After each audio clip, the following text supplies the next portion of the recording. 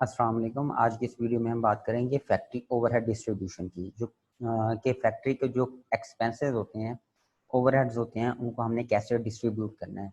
अब इसका क्या मतलब है ये देखते हैं। सपोज हमारी फैक्ट्री है और फैक्ट्री के अंदर ये डिस्ट्रीब्यूशन क्यों करते हैं वो देख रहे हैं। एक फैक्ट्री है, फैक्ट्री के अंदर हमारे दो डिपार्टमेंट है या दो प्रोसेस हैं हमारे पास। या हम मिसाल ले लेते हैं कि हमारी फैक्ट्री में जूते भी बन रहे हैं और कपड़े भी। शू का डिपार्टमेंट अलग है और क्लोथिंग का अलग है। इनकी प्रोडक्शन में जो चीज़ें चाहिए होती हैं, प्रोडक्शन के लिए हमें मटेरियल चाहिए होगा, लेबर और एफओएस। ये तीन चीज़ें होंगी तो हमारा जो रॉ मटेरियल होगा वो फिनिश गुड्स में कन्वर्ट हो जाएगा। अब देखें, जो शू के लिए मटेरियल आएगा वो तो हमें इजीली पता है कि शू के लिए हमें लेदर वगैरह लेना पड़ेगा, सोल लेना पड़ेगा। तो मटेरियल की जो कॉस्ट होगी हम इस डिपार्टमेंट में इजीली एंटर कर देंगे कि ये इस डिपार्टमेंट से रिलेट करती है तो इसको चार्ज करनी चाहिए। क्लोथिंग का जो मटेरियल होगा उसमें रॉ क्लॉथ ही होंगे, हमारे पास फैब्रिक होगा, तो उसकी जितनी कॉस्ट होगी वो हम इसमें इजीली एंटर कर सकते हैं, क्योंकि हमें पता है जो लेबर होगी वो भी हमें पता है कि शू फैक्ट्री में कौन सी लेबर काम कर रही है। तो शू से रिलेटेड मतलब जूते बनाने में कौन सी लेबर है तो हम इसकी कॉस्ट भी यहाँ पे लिख देंगे, कोई इशू नहीं होगा। क्लोथिंग बनाने के लिए कौन सी जो लेबर है काम कर रही है हम उसकी जो कॉस्ट होगी वो भी लिख देंगे। लेकिन मसला आता है ओवरहेड्स का। तो हमने अब ये फैक्ट्री का रेंट दिया है 50,000 का रेंट आ गया। हमने इसके अलावा हो सकता है जी बिजली का बिल आ गया हमारे पास, वो भी 50,000 का है। अब मसला ये है कि ये 50,000 शू में कितना जाना चाहिए और क्लोथिंग में कितना जाना चाहिए। बेसिकली ये जो मसला आता है, इस मसले को हल करने के लिए हम ये सारा करते हैं डिस्ट्रीब्यूशन ऑफ ओवरहेड। ये जो ओवरहेड्स हुए हैं हम इनको कैसे कैसे डिस्ट्रीब्यूट करें इन दो डिपार्टमेंट्स के अंदर। लेकिन डिस्ट्रीब्यूशन हम करते हैं दो बेसिस पे। एक होती है या दो तरीकों से, एलोकेशन, और एक होती है हमारी अपॉर्शनमेंट।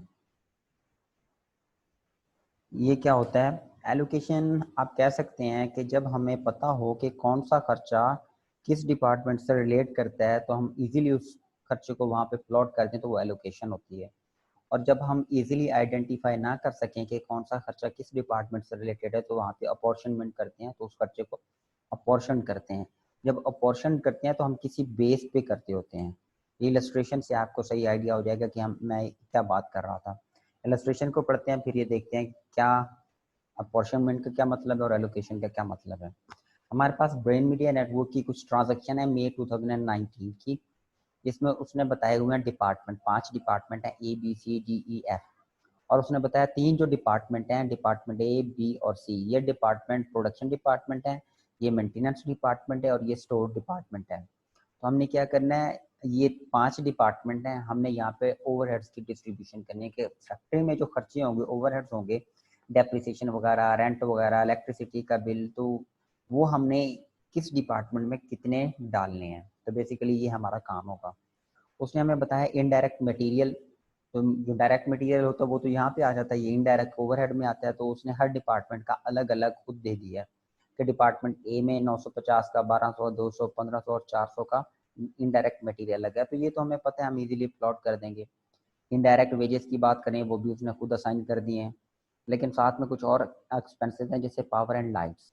तो 6,000 का पावर एंड लाइट्स है, ये पता नहीं, ये टोटल उसने दिया है। ये टोटल है, डिपार्टमेंट ए की नहीं है, टोटल उसने दिए हैं। तो हमने ये डिसाइड करना है कि डिपार्टमेंट ए में कितना जाएगा, बी में, सी में, डी में और ई में कितना कितना जाएगा। ये हमारा असल काम है। इसी तरह हमारे पास रेंट एंड रेट्स है 2800, 2800, ये भी हमने डिवाइड करना है। इंश्योरेंस है 1,000 रुपये, इसको भी हर डिपार्टमेंट में अलग अलग डिवाइड करना है हमने, बेसिकली डिस्ट्रीब्यूशन करनी है। इसके बाद मील चार्जेस हैं, खाने के एक्सपेंस 3,000 रुपये, इनको भी किस डिपार्टमेंट में कितने जाने चाहिए ये भी किसी बेस पे करेंगे। डेफिनेटली जिस डिपार्टमेंट में ज़्यादा लोग होंगे तो वो खाना भी ज़्यादा खाएंगे। तो ये एक बेस की जैसे मैं बात कर रहा, तो उसकी बेस पे हम डिवाइड करेंगे। आगे फर्दर जब सोल्यूशन की तरफ आएंगे तो बेहतर अंडरस्टैंडिंग हो जाएगी। तो डेप्रिसिएशन हमने निकालनी है पर एनम, और वो 6% है। ये कुछ नॉन फाइनेंशियल इंफॉर्मेशन है जो कि हमें बेस मतलब एज ए बेस यूज़ कर सकते हैं, हमें डिस्ट्रीब्यूशन में हेल्प आउट करेगी। उसमें उन्होंने एरिया बताया हुआ है स्क्वायर फीट में हर डिपार्टमेंट का, कि कौन सा डिपार्टमेंट कितने एरिया में फैला हुआ है। कैपिटल वैल्यू ऑफ एसेट्स के, उस डिपार्टमेंट के जो एसेट्स हैं उनकी वैल्यू क्या है। किलोवाट आवर्स के, जो हर डिपार्टमेंट है वो कितने किलोवाट्स बिजली यूज़ करता है। नंबर ऑफ एम्प्लॉयज़ भी दिए हुए हैं हर डिपार्टमेंट के, डायरेक्ट लेबर आवर्स भी दिए हुए हैं हमारे पास, और नंबर ऑफ मटेरियल रिक्विजिशन, कि कौन सा डिपार्टमेंट कितनी दफ़ा मटेरियल मंगवाता है वो भी दिया हुआ है। तो हमने क्या करना है, इसमें डिस्ट्रीब्यूशन का अकाउंट बनाना है इस इलस्ट्रेशन से। तो आते हैं सोल्यूशन की तरफ। तो ये इसका फॉर्मेट है। बेसिकली फॉर्मेट में करना क्या है, पहला जो कॉलम है हमारे पास वो है पार्टिकुलर्स का या डिटेल्स का। दूसरा कॉलम है हम बताएंगे कि कौन सी बेस पे हम डिवाइड कर रहे हैं इनको। बेस का एक कॉलम बन गया बेसिस। तीसरा है रेशो का, कि किस रेशो में कर रहे हैं, बेस बता दी फिर आगे रेशो होगी।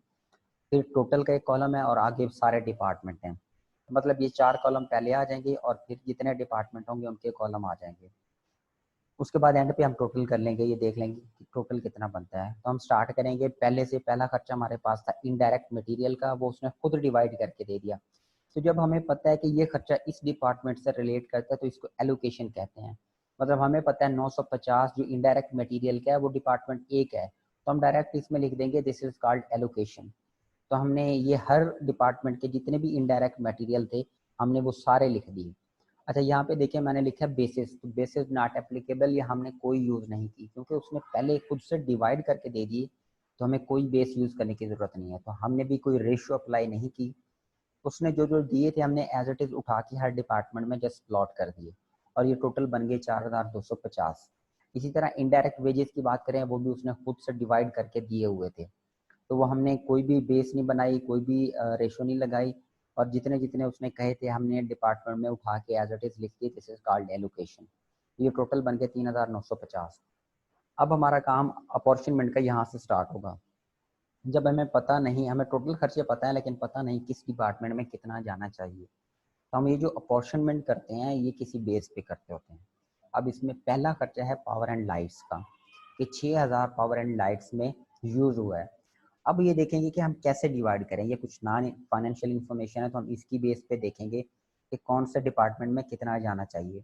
देखिए जो पावर एंड लाइट्स का है स्क्वायर फीट के हिसाब से डिवाइड करें कि कौन किसका कितना स्क्वायर फीट है, नहीं। कैपिटल वैल्यू नहीं। किलो वाट आवर्स, ये एक बेहतरीन इसके लिए बेस लग रही है कि जो डिपार्टमेंट जितने किलो वाट्स यूज करता है उसी हिसाब से उसमें डिवाइड करना चाहिए। तो ये हम इस बेस पे करेंगे। तो यहाँ पे मैंने लिख दिया कि जो बेस है वो किलोवाट है। अब रेशो कैसे निकली है, ये रेशो रेशो देखिए बेसिकली ये जो किलोवाट्स टोटल यूज कर रहे थे इनको मैंने शॉर्ट कर दिया। इनको अगर सब में आप 100 कॉमन ले लें, 100 से डिवाइड करें तो रेशो बन जाएगी 40 इंटू 44 इंटू 16 इंटू 15 और इंटू 5। तो यही रेशो मैंने यहाँ पे लिखी 40 44 16 15 और 5 की। ये खर्चे हमने इस रेशो के हिसाब से इनमें डिवाइड कर देने जो टोटल 6000 थे। तो अब ये टोटल 6000 जो डिवाइड किए, दूसरा भी तरीका है इसको डिवाइड करने का। ये देखें ये नीचे आ गया। टोटल जो किलोवाट्स हर डिपार्टमेंट यूज़ कर रहा था वो 4000, ये लिख दिए कि टोटल किलोवाट्स कितने यूज़ कर रहा था और इन सारों के टोटल कितने हो गए वो यहाँ पे लिख दिए। अब डिस्ट्रीब्यूशन कैसे करनी है, इन सारों को जो जमा किया है बेसिकली पर यूनिट कॉस्ट कैसे निकालते थे, टोटल कॉस्ट डिवाइड करते थे टोटल यूनिट से और फिर पर यूनिट आ जाती थी हमारे पास। तो इसकी भी हम पर यूनिट कॉस्ट निकालेंगे। पर यूनिट कॉस्ट कैसे निकालेंगे कि टोटल कॉस्ट थी 6000 रुपये हमारे इलेक्ट्रिसिटी की, उसको डिवाइड करेंगे 12000 से। तो टोटल यूनिट्स थे किलोवाट के 12000 यूनिट यूज हुए हैं ना, और 6000 उसका बिल आया है।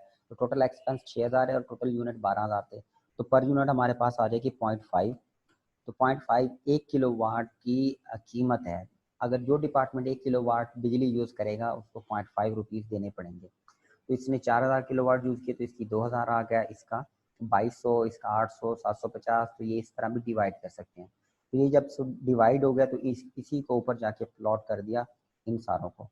तो इनको आप जमा करेंगे देखेंगे तो ये टोटल भी 6000 हो रहे हैं इन 5 डिपार्टमेंट में जो डिस्ट्रीब्यूशन की। तो हमने बता दी कि बेस क्या थी, किलोवाट रेशियो हमने ये बता दी, या हम उसी रेशियो से भी डिवाइड कर सकते हैं जो उसने नंबर टोटल दिए हुए थे। तो लेकिन यहाँ पे शॉर्ट करके लिख दिया, बेसिकली यूज़ यही किया लेकिन शॉर्ट करके कर लिया है। नेक्स्ट एक्सपेंस है हमारे पास रेंट एंड रेट्स का। जो रेंट है वो रेंट किस बेस पे डिवाइड करें, देखें रेंट हम किलोवाट की बेस पे डिवाइड करें, नहीं अच्छी नहीं है। नंबर ऑफ रिक्विजिशन पे करें, नहीं। डायरेक्ट लेबर आर्क, इस पे भी नहीं। लेकिन जो डिपार्टमेंट जितना ज़्यादा एरिया लेगा उसको उतना ज़्यादा रेंट उसके खाते में डालना चाहिए ना। तो इसके लिए जो बेहतरीन बेस है वो ये है एरिया स्क्वायर फीट, जिसका जितना एरिया होगा हम उस हिसाब से डिवाइड करेंगे। तो इसका मैंने लिख दिया कि हमने एरिया की बेस पर डिवाइड किया और इसकी रेशो भी उसी तरह शॉर्ट कर ली 4 इंटू 4 इंटू 3 इंटू 2 इंटू 1। या आप इस तरह भी कर सकते हैं, जो एरिया था हर डिपार्टमेंट का ये गिवन है तो ये टोटल 14000 बन रहा है। और जो खर्चा है हमारे पास गिवन, वो टोटल खर्चा है हमारे पास 2800। तो आप इस 14,400 को 28 से डिवाइड कर दें। ये 2800 हमारा खर्चा था। टोटल जो हमारे यूनिट्स हैं वो हैं 14,000 पूरे। उसको डिवाइड करें, जो पर यूनिट कॉस्ट आएगी उसको आप इनसे मल्टीप्लाई करते जाएं। तो ये 800, 800, 600, तो इस तरह आपकी ये वैल्यू भी निकल आई। तो हमने यहाँ पे जस्ट प्लॉट कर दी ये सारी वैल्यूज़, और इनका आप टोटल करेंगे तो ये देखें ये भी 2800 बनेगा और टोटल में भी 2800 ही लिखा है। फिर इंश्योरेंस की बात करें, इंश्योरेंस के लिए बेहतर बेस है कि जितनी वैल्यू एसेट की ज़्यादा होगी उसको उसके लिए उतनी ज़्यादा इंश्योरेंस एक्सपेंस होंगे। तो हम इसको डिवाइड करेंगे अपना वैल्यू ऑफ एसेट की बेस पे, तो उसकी भी रेशो उसी तरह निकाल लें और उसको डिवाइड करते हैं। मेरे ख्याल में कोई मसला नहीं आएगा। मील चार्जेस, जो खाने के एक्सपेंस है, मैंने शुरू में भी बताया था जिस डिपार्टमेंट में जितने ज़्यादा एम्प्लॉइज होंगे तो उसकी बेस पे हम मील चार्जेस डिवाइड करेंगे। जितने एम्प्लॉइज ज़्यादा हैं उतना खाना ज़्यादा खाएंगे। तो ये देखें जो मील है वो नंबर ऑफ़ एम्प्लॉइज़ पे हमने डिवाइड कर दिया, तो ये जो मील चार्जेस है वो नंबर ऑफ़ एम्प्लॉइज़ पे डिवाइड करके आप यहाँ पे लिख सकते हैं। और ये जो डेप्रिसिएशन है, अब डेप्रिसिएशन की बात करें, डेप्रिसिएशन डेफिनेटली ये भी वैल्यू ऑफ एसेट की ही होना है। और वैल्यू ऑफ एसेट पे निकालें हम, ये देखें इस डिपार्टमेंट ये सब की इनकी वैल्यू दी हुई है 1,00,000, 1,20,000। 1,00,000 का 6% निकालें तो 6,000 बनता है सालाना, है ऐसे ही है। लेकिन मैंने यहाँ पे लिखा है 500, क्यों लिखा है कि उसने ऊपर देखें क्वेश्चन में हमें बात की थी कि ये मई 2019 का डाटा है, ये सिर्फ एक महीने का डाटा है, नॉट फॉर होल ईयर। तो हम इसे एक महीने का ही चार्ज करेंगे। तो 1,00,000 इसकी कैपिटल वैल्यू थी, 1,00,000 को 6 से मल्टीप्लाई करें क्योंकि 6% था, 6% से तो 6,000 आएगा। फिर 6,000 को 12 से डिवाइड करें। हमने पहले 1,00,000 था, उसको हमने मल्टीप्लाई किया किससे, 6% से, तो हमारे पास कितना आ गया 6,000। 6,000 तो पूरे साल का है ना, तो 6,000 को हम डिवाइड कर लेंगे किससे, 12 से। तो हमारे पास पर मंथ कितना आ जाएगा 500। तो ये एक महीने का हम बना रहे हैं, तो एक महीने का ही डेप्रिसिएशन एक्सपेंस लिखेंगे। तो इसका 500 बन गया, 600 बन गया, 400। तो इन सब के हमने क्या किए, डिस्ट्रीब्यूट कर दिए एक्सपेंसिव। फिर हमने इनका टोटल कर लिया, ये टोटल बना 23,000 रुपये, इसका टोटल, इसका टोटल, ये 5 डिपार्टमेंट का टोटल हो गया। अब ये आगे देखिए, दो और डिस्ट्रीब्यूशन बताइए, मैं आपको बताता हूँ ये क्यों की। देखिए हमने एक डिपार्टमेंट बनाया हुआ है मेंटेनेंस का और एक डिपार्टमेंट बनाया हुआ स्टोर का। मेंटेनेंस का क्यों बनाया, सपोज देखें हमारी फैक्ट्री में मशीन चल रही है और अगर हम मेंटेनेंस का डिपार्टमेंट ना बनाते तो क्या होता, अगर हमारी मशीन कहीं पे ख़राब होती तो हमें बाहर से कोई बंदा बुलाना पड़ता, मैकेनिक, वो आता, आके ठीक करता, फिर प्रोडक्शन स्टार्ट होती। तो उसके आने में कुछ टाइम लगता और फिर वो उसको हमें चार्जेस भी देने पड़ते, हो सकता है वो बहुत ज़्यादा चार्जेस हमसे चार्ज करता तो हमारी प्रोडक्शन लंबे अरसे के लिए डिले हो सकती थी, या ये हो सकता था हमें एक्सपेंस बहुत ज़्यादा बेयर करने पड़ते। तो प्रोडक्शन डिपार्टमेंट वालों ने कहा कि आप ऐसा करें, कंपनी के अंदर ही एक डिपार्टमेंट बना लें जो मेंटेनेंस का, जो हमारे अगर कोई मसला है मशीनरी को मेंटेन करे। तो इसका मतलब है जो प्रोडक्शन डिपार्टमेंट वाले हैं उनको एक्स्ट्रा सहूलत देने के लिए हमने मेंटेनेंस डिपार्टमेंट बनाया था। देखिए मेंटेनेंस डिपार्टमेंट बाहर जाके तो कहीं मेंटेनेंस करेगा नहीं, कंपनी की मेंटेनेंस करेगा ना। तो ये जो एक्चुअली एक्सपेंस है ये प्रोडक्शन की वजह से ही आए हैं, अगर ना प्रोडक्शन डिपार्टमेंट होते तो ना ही मेंटेनेंस की जरूरत पड़ती। तो इसका मतलब है जो प्रोडक्शन डिपार्टमेंट थे उनको सहूलत देने के लिए हमने मेंटेनेंस डिपार्टमेंट बनाया। तो इसका मतलब है ये जो मेंटेनेंस के चार्जेस जितने भी होंगे ये प्रोडक्शन डिपार्टमेंट को एक्चुअली जाने चाहिए ना, उसके तो बनते ही नहीं है, ये तो बेसिकली इनको सपोर्ट करने के लिए आया था डी डिपार्टमेंट मेंटेनेंस। तो हम इसके जो खर्चे हैं ये वापस प्रोडक्शन डिपार्टमेंट को हम क्या करेंगे, डिस्ट्रीब्यूट करेंगे। इसी तरह जो स्टोर डिपार्टमेंट है, स्टोर डिपार्टमेंट भी प्रोडक्शन को क्या करता है, सपोर्ट करने के लिए बनाया जाता है ताकि वो जो मटेरियल मांगे तो टाइम पे स्टोर से मटेरियल आ जाए उनके पास। तो ये भी बेसिकली प्रोडक्शन को फैसिलिटेट करने के लिए बनाया गया। तो इसके भी जितने एक्सपेंस होंगे वो भी हम प्रोडक्शन डिपार्टमेंट में असाइन करेंगे। तो ये फर्दर जो आगे दो है तो हमने इनके एक्सपेंसेस को डिस्ट्रीब्यूट करना है। अब सबसे पहले मेंटेनेंस डिपार्टमेंट का करते हैं। मेंटेनेंस डिपार्टमेंट भी क्या है, उसका 4500 था, तो मैंने यहाँ पे -4500 कर दिया ताकि ये तो पूरा का पूरा माइनस हो जाए। अब ये 4500 इन 3 डिपार्टमेंट में डिस्ट्रीब्यूट होगा, स्टोर में भी नहीं जाएगा क्योंकि ये स्टोर वालों को तो मेंटेनेंस की नहीं ज़रूरत, वो प्रोडक्शन वालों को ज़रूरत थी। तो हम क्या करेंगे, इनमें डिवाइड करेंगे। तो इनमें किस बेस पे डिवाइड करें, हम दोबारा मसला आता है मेंटेनेंस के चार्जेस किस बेस पे डिवाइड करें। तो उनको हम करेंगे number of direct labour hours.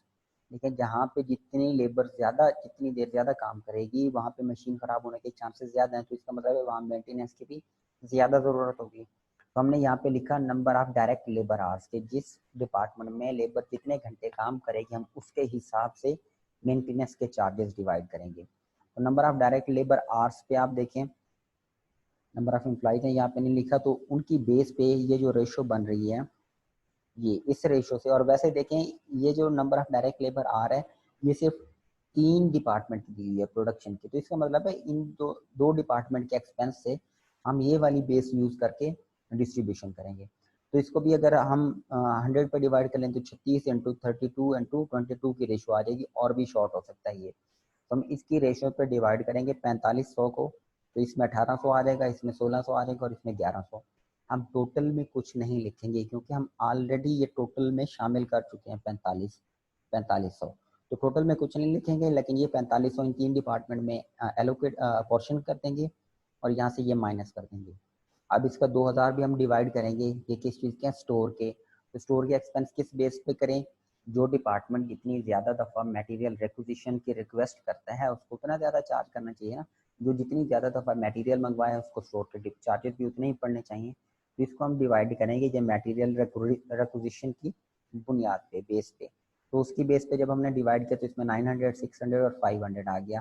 फिर आप इन सब का टोटल कर लें, इनका टोटल वही 23,000 रहेगा, इसका हो जाएगा बढ़ के 9,000, इसका 9,600, इसका 4,000 पूरा। और यहाँ पे ये ज़ीरो हो जाएगा क्योंकि इसका जो 4500 था वो हमने माइनस करके इनमें डिवाइड कर दिया। तो ये बेसिकली हमारे पास था डिस्ट्रीब्यूशन ऑफ फैक्ट्री ओवरहेड्स। आगे आगे हम देखेंगे कि ये जो डिस्ट्रीब्यूशन करते हैं ना हम मेंटेनेंस या स्टोर डिपार्टमेंट की, other than the production department, production के अलावा जो भी डिपार्टमेंट होते हैं उनके खर्चे हम डिस्ट्रीब्यूट करते हैं। ये डिस्ट्रीब्यूशन करने के लिए अलग से मेथड हैं 4-5। तो अगली वीडियो में हम एक ही वीडियो में कवर करेंगे कि ये कैसे कैसे हम डिवाइड कर सकते हैं, कौन कौन से तरीके हो सकते हैं हमारे पास। आज के लिए इतना ही, अगर कोई मसला हो तो कमेंट करके पूछ सकते हैं। Thank you very much. Allah.